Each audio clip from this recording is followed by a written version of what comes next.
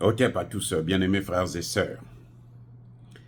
J'ai écouté sur une chaîne de télévision euh, africaine un expert, un panafricaniste, qui disait que, qui conseillait, en fait, il conseillait au pays de l'AES de rentrer en contact avec Donald Trump maintenant, avant même qu'il ne soit intronisé, avant le 20 janvier prochain. Trouve que les pays de l'AES devraient se rapprocher de Donald Trump. Moi, je dis que, en fin de compte, nous, les Africains, on est naïfs. On aime nos bourreaux. C'est-à-dire qu'il suffit de peu pour convaincre les Africains pour qu'ils dorment. Fermez les yeux, je vous couillonne. Amen. Comme faisaient les prêtres. Ils sont venus, ils ont dit fermer les yeux, on va prier. Dieu va descendre. Quand on a ouvert les yeux, nous on a des Bibles, et eux ils ont nos richesses.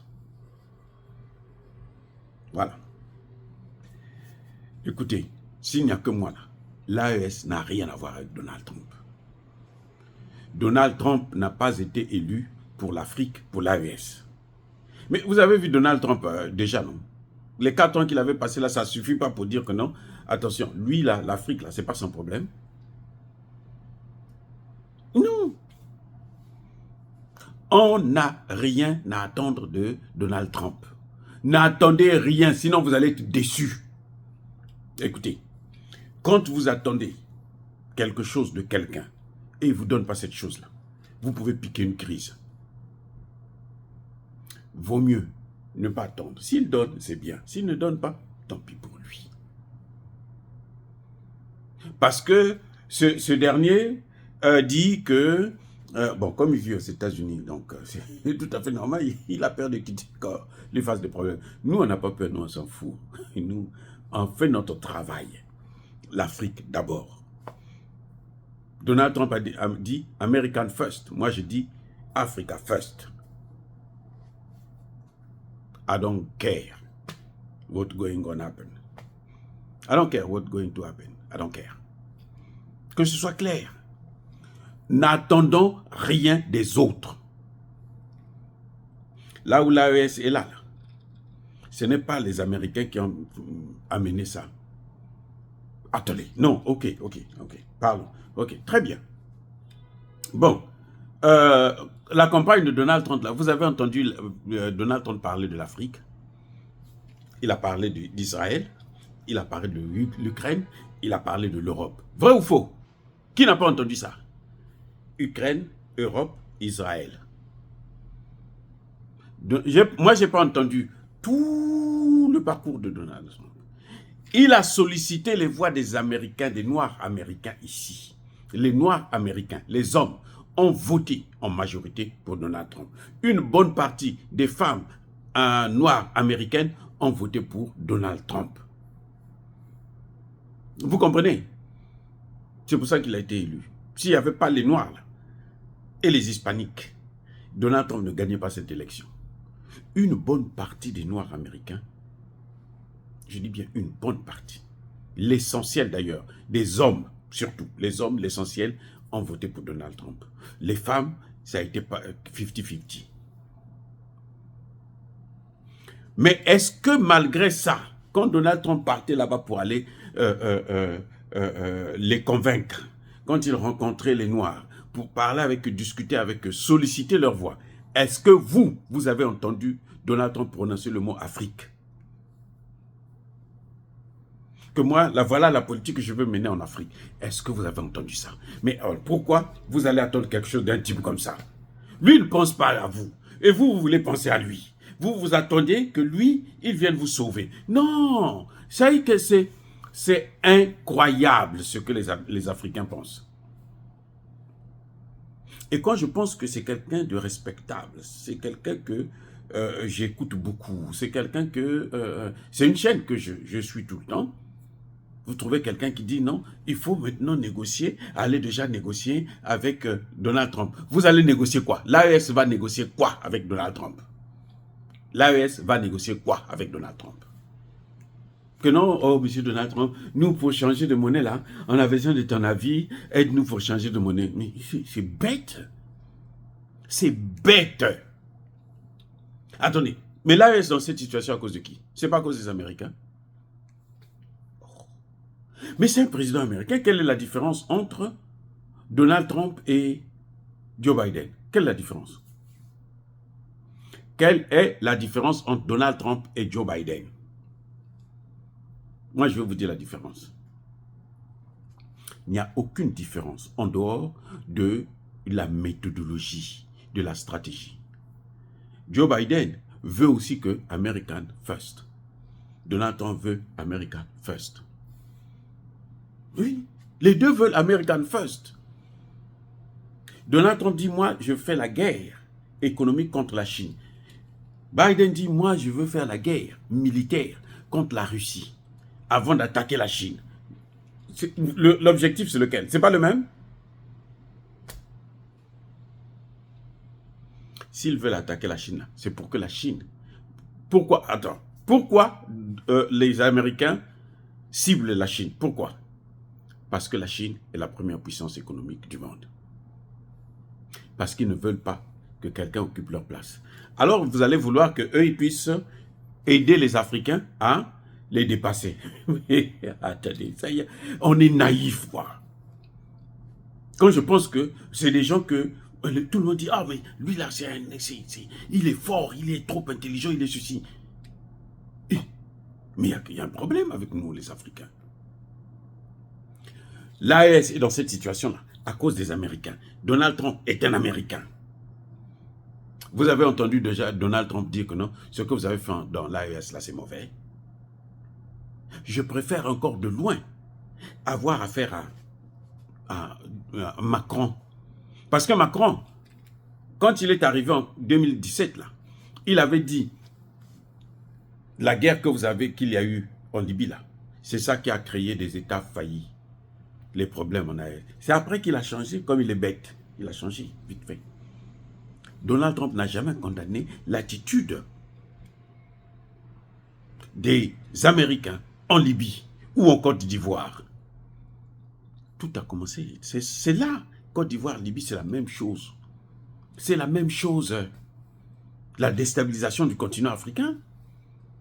Quand Donald Trump est arrivé là, de 2016 à 2020, vous avez entendu Donald Trump critiquer la présence, la base African Command? Vous avez entendu Donald Trump dire que c'est pas bon? Non.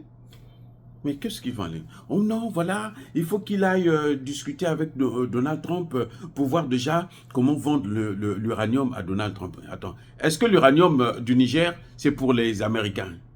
Les seuls qui peuvent consommer l'uranium du Niger, là, ce sont les Américains. Mais il y a l'Iran qui est là. Pourquoi vous n'allez pas vendre ça en Iran? Les Américains quittent là. Ils viennent pour dire au Niger, vous ne devez pas vendre votre uranium à l'Iran. Qui sont-ils? Quel est leur intérêt si le Niger négocie avec l'Iran pour vendre son uranium? Quel est l'intérêt des Américains? La domination, le développement, la colonisation. Parce qu'ils veulent coloniser le Niger. Que ce soit Donald Trump, que ce soit Joe Biden, tous, ils veulent coloniser l'Afrique. Ne vous leurrez pas, les amis. Ne nous leurrons pas. Vous allez me dire, mais toi, tu as toujours dit ici là que tu as voté pour Trump, tu votes pour Trump. Parce qu'on nous présente Trump et Kamala Harris. Je dis non, Kamala Harris c'est pire. Trump c'est mieux. Vous voyez? Parce que Kamala Harris est venue au Ghana. Là. Elle demande que non, les gens qui tiennent le mur, là, il faut voter une loi pour eux. Elle a imposé ça. Comme son grand frère, hein, l'autre Obama, qui était venu, qui avait posé ça carrément à l'Union africaine. 54 chefs d'État sont assis là. Vous devrez maintenant épouser cette culture-là. Donald Trump vient et dit, moi, je vais arrêter ça. Je ne veux pas leur donner plus de droits qu'ils ont déjà. Mais moi, ça, ce n'est plus mon problème. Moi, je veux que les Américains puissent avoir plus d'enfants. Donc, nous, on peut profiter pour dire, ah, maintenant là, nous aussi, on va prendre des lois et tout, machin, tout ça là. Il ne va pas venir nous dire non, c'est pas bon.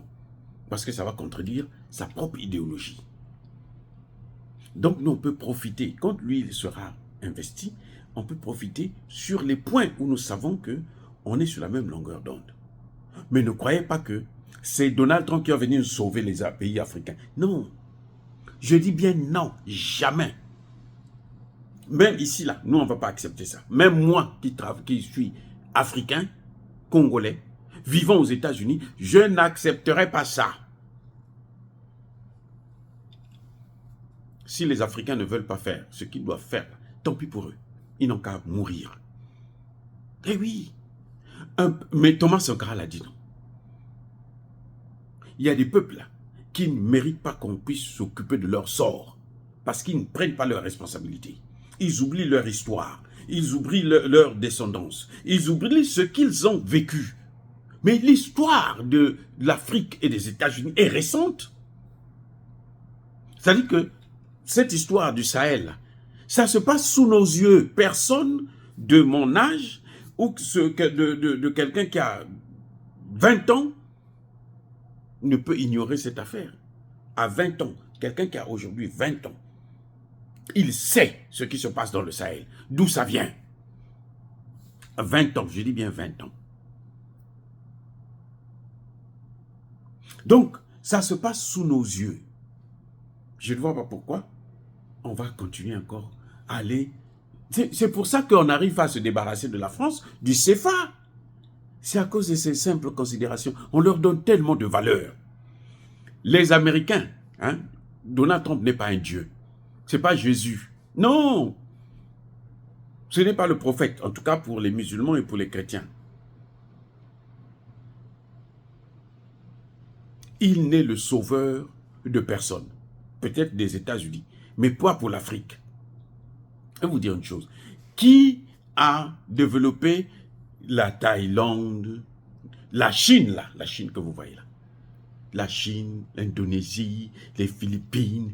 Qui? Qui? Ce n'est pas les Américains? Quand ils ont délocalisé, et c'est ce qui est en train de se retourner contre eux. Ce sont les mêmes pays qui ne veulent plus aider encore l'Amérique. Mais pourquoi l'Amérique n'a jamais délocalisé en Afrique?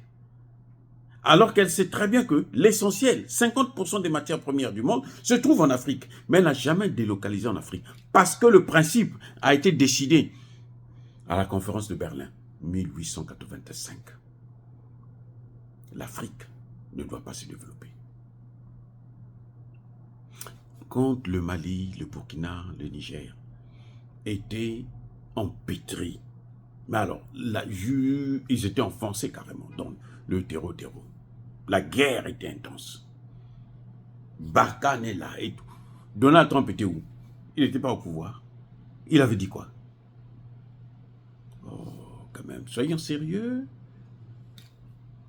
Si c'est sur des grandes chaînes qu'on nous dit qu'il faut que l'AES aille négocier, moi je dis à l'AES, là, si vous partez négocier chez Donald Trump, si Donald Trump vous dit, bon, vous n'avez pas besoin de créer une monnaie, il faut utiliser le dollar. Vous allez faire quoi? Vos négociations, ça va aboutir à où? Qu'est-ce que ça va vous donner? Parce que Donald Trump l'a dit, hein, tous les pays là, ceux qui ne vont pas utiliser le dollar, je vais les sanctionner. Bon, si vous partez négocier, il dit, vous n'avez même pas besoin de créer une autre monnaie, utiliser le dollar. Vous allez faire quoi? Que va faire l'AES?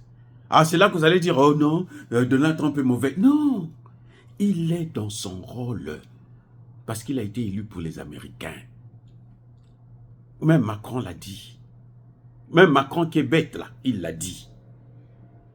Et combien de fois ceux qui sont sur nos chaînes africaines, les panafricanistes qui sont très intelligents, mais pourquoi on va encore aller? On n'a pas besoin. Si Donald Trump veut venir travailler avec l'AES, veut soutenir l'AES, tant mieux. On n'a rien à attendre de Donald Trump. Écoutez-moi bien. L'Afrique là, à commencer par les pays de l'AES qui ont déjà choisi une voie inarrêtable, incontournable, ils n'ont rien à attendre de Donald Trump. Je vais vous ajouter encore une autre chose.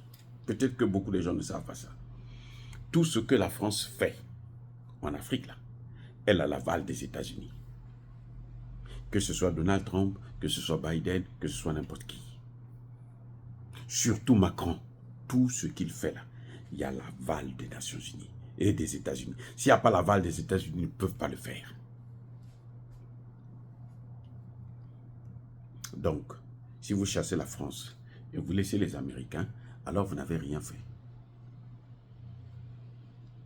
Allez revoir vos copies. Oh les amis, soyez bénis, abondamment bénis par le Dieu des Kémites et par nos ancêtres angélisés. Mais que tous ceux qui persécutent le continent africain, le pillent et le déstabilisent, qu'ils soient noirs, blancs, chinois, arabes, juifs, indiens, qui qu'ils soient punis, maudits, foudroyés, neutralisés, écrasés, effacés par le Dieu des Kémites et par nos ancêtres angélisés. Vive l'Afrique éternelle, j'ai dit et j'assume.